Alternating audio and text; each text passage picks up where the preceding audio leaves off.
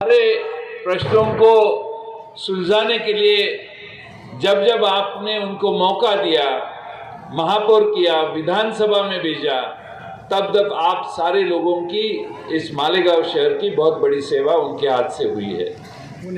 इस शहर में आप जब नगराध्यक्ष थे तब मालेगांव वासियों को पानी की सबसे बड़ी समस्या थी। गिरना धरण से मालेगांव तक पानी की पाइपलाइन लाने में वो सफल हुए। पहले चनकापुर धरण से मालेगांव शहर को पीने का पानी प्राप्त होता था, लेकिन हमारी आबादी बढ़ गई, हमारी मांग पानी की बढ़ गई और इसीलिए मालेगांव वासियों को पानी की जरूरत पड़ी। उसमें से आज 70% पानी उनके कारण, उनके कष्ट के कारण, उनके वजह से गिरना धरण का 70% पानी आप आज पी रहे हैं। ये उनके प्रयास का एक फल है। उनके कार्यकाल में शहर के विकास को गति मिली। सामान्य जनता को शेख रशीद साहब ने अच्छी तरह से पहचाना था और इसीलिए जब जब उनको मौका मिला इस शहर के आम आदमी को मदद करने का प्रयास उनके हाथ से बहुत बड़े पैमाने पे हुआ। आज इतनी बड़ी तादाद में आप यहाँ पे उपस्थित है, इतनी बड़ी संख्या में आप उपस्थित है क्योंकि उन्होंने 40 साल आपकी बहुत बड़ी सेवा करने की कोशिश की। आपका उनके ऊपर विश्वास है, इसीलिए आपने उनको विधानसभा में भेजा। केंद्र शासन से घरकुल की योजना उन्होंने जब विधायक होने के बाद लाई। मकान निर्माण, पक्के घर का निर्माण करने का बहुत बड़ा कार्यक्रम इस शहर में उन्होंने, जब वो विधायक थे तभी यहाँ पे इम्प्लीमेंट किया। सामान्य रुग्णालय की बात हो, कोर्ट की नई इमारत की बात हो, बिजली शहर में लाने की बात हो, आपकी हर समस्याओं का हल शेख रशीद साहब थे, उन्होंने हल निकाला। इसलिए ये सारे प्रश्न आज मालेगांव में बहुत अच्छी तरह से सुलझ गए हैं। 2017 में महापालिका में चुनाव में उन्होंने भाग लिया। सबसे ज्यादा नगर सेवक उन्होंने चुन के लाए। उस साल शेख रशीद साहब शहर के महापौर बनाए गए। उन्होंने विकास की, फिर एक बार शहर के रास्ता सुधारने की, झोपड़पट्टी क्षेत्र की, आरोग्य सेवा की, उद्यान विकास की बहुत कामें आपके सबके सामने हैं। मैं वो सारी चीजें दोहराने का प्रयास नहीं करूंगा और इसीलिए आप सब ने उनके ऊपर कायम स्वरूप से उनसे मोहब्बत की है, उनको आशीर्वाद दिया है। आप आने वाले दिनों में उनके आशीर्वाद से ही इस शहर के मध्य में आसिफ शेख आपके सामने आज काम कर रहे हैं। मैं और अजीत दादा हम दोनों साथ में आसिफ शेख साहब को और शेख रशीद साहब को दोनों को मिले हमारे पार्टी ऑफिस में। शेख रशीद साहब को मैंने कहा था हमारे पार्टी में आइए। हम एक बार जुबान देते हैं तो कभी पीछे हटते नहीं। वो कहें कि आप दोनों साथ में बैठ के हमें बताना चाहिए। अजीत दादा और मैं दोनों साथ में बैठे, रशीद साहब और आसिफ शेख दोनों साथ में थे। हमने उनको राष्ट्रवादी में आने का न्योता दिया। उन्होंने कोई भी कंडीशन नहीं डाल के इतना ही कहा, ठीक है शरद पवार साहब के सामने मुझे लेके चलो, मेरा तुम दोनों पे विश्वास है, साफ के सामने एक मीटिंग होनी चाहिए। वो मीटिंग हुई और उस दिन उन्होंने जो जबान दी, उसके बाद में हम यहाँ आए और आसिफ शेख साहब ने और शेख रशीद साहब ने राष्ट्रवादी में प्रवेश किया। तब से लगातार इस शहर में अलग अलग कार्यक्रम वो करते आ रहे हैं। राष्ट्रवादी पूरे नासिक जिले में सबसे एक्टिव कहां है? वो मालेगांव में।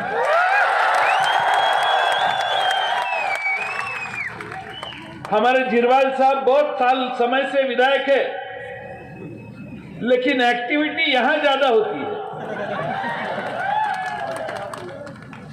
और इसीलिए मुझे बहुत बड़ी उम्मीद है आपसे।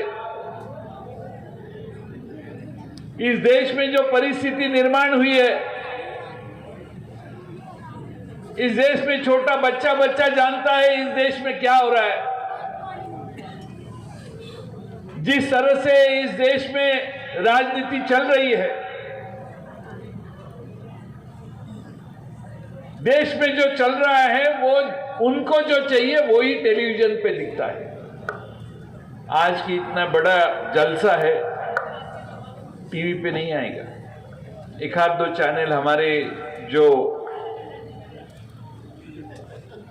सपोर्ट करते हैं वो हमारे साथ है, पूरे नेशनल की बात कर रहा हूं,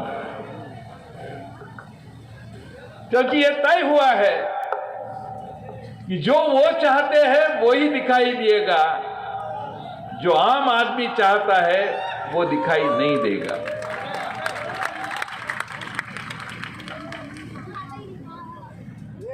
महाराष्ट्र में छत्रपति शिवाजी महाराज को सभी धर्मियों के लोग मानते हैं। छत्रपति शिवाजी महाराज ने हिंदू मुस्लिम सब भाई भाई रह के काम करने का,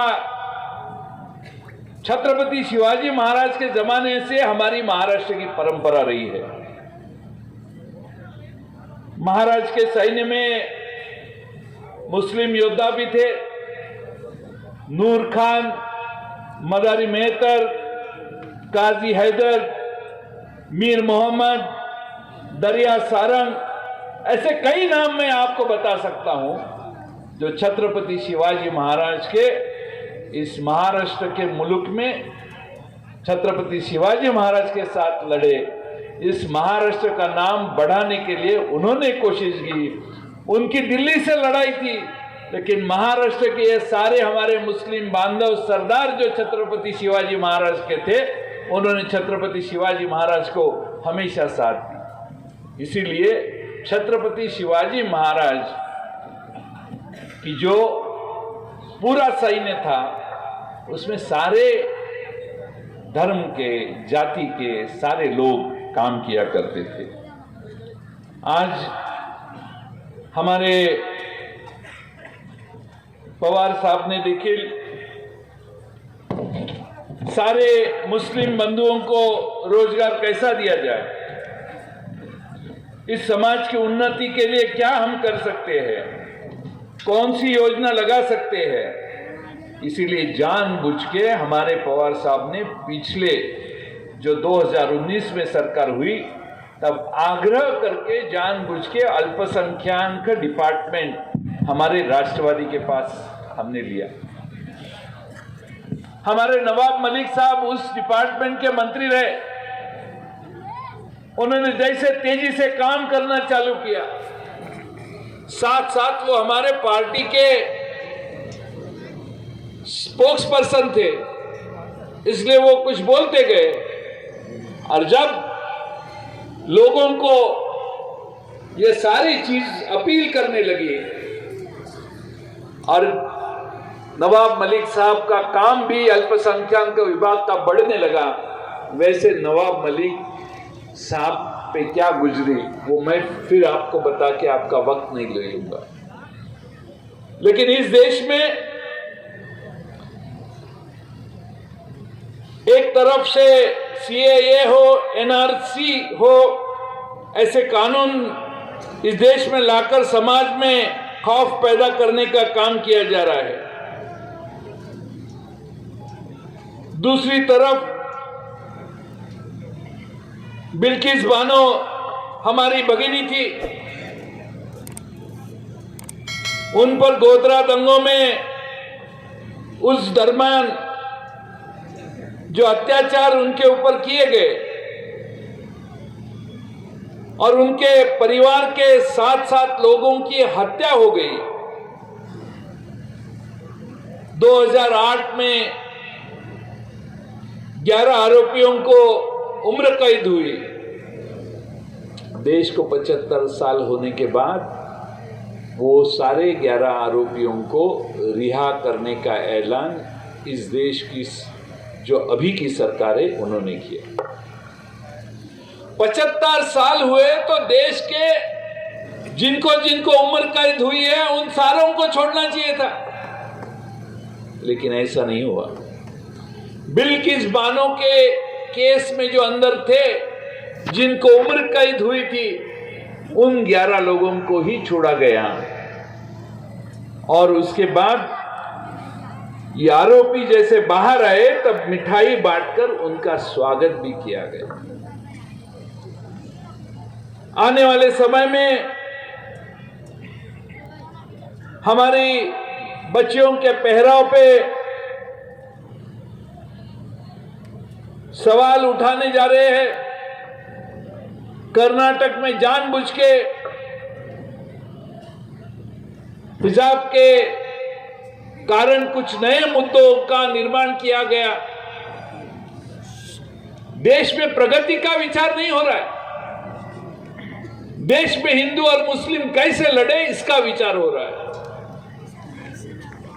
इस देश में 2 धर्म के लोगों को लड़ाने का और फिर बाद में इलेक्शन में एक साइड का वोट सबसे ज्यादा मिलाने की कोशिश कर रहे हैं।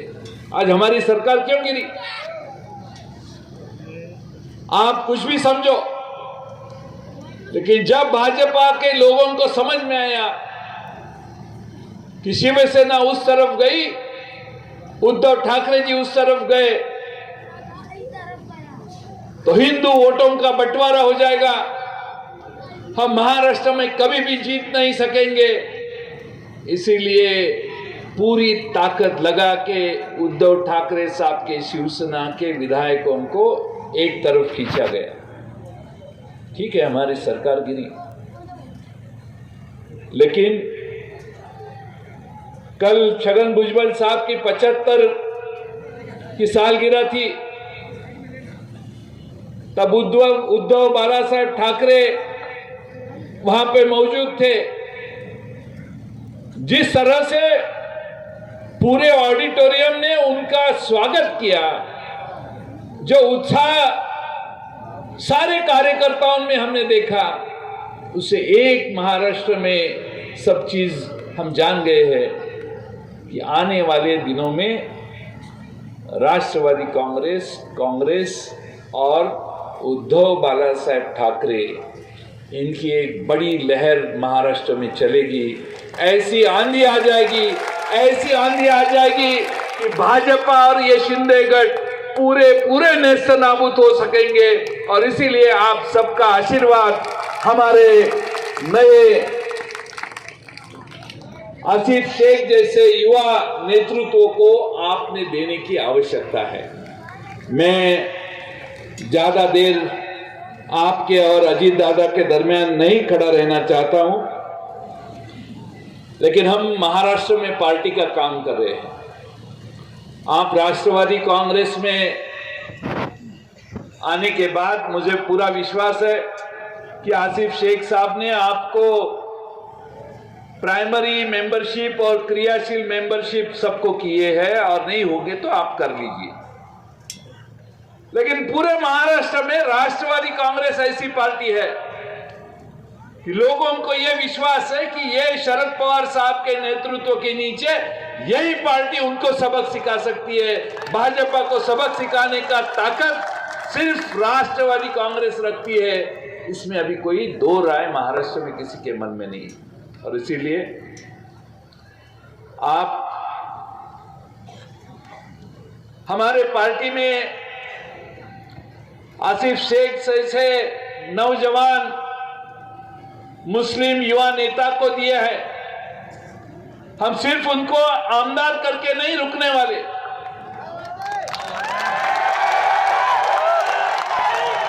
हम चाहते हैं कि महाराष्ट्र में उनका नेतृत्व बढ़े। हमारे को भी मुस्लिम नेताओं की जरूरत है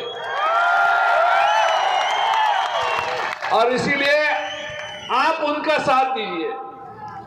जिस तरह से आपने शेख रशीद साहब को साथ दिया, उससे भी दुगनी साथ आप हमारे आसिफ शेख को दीजिए।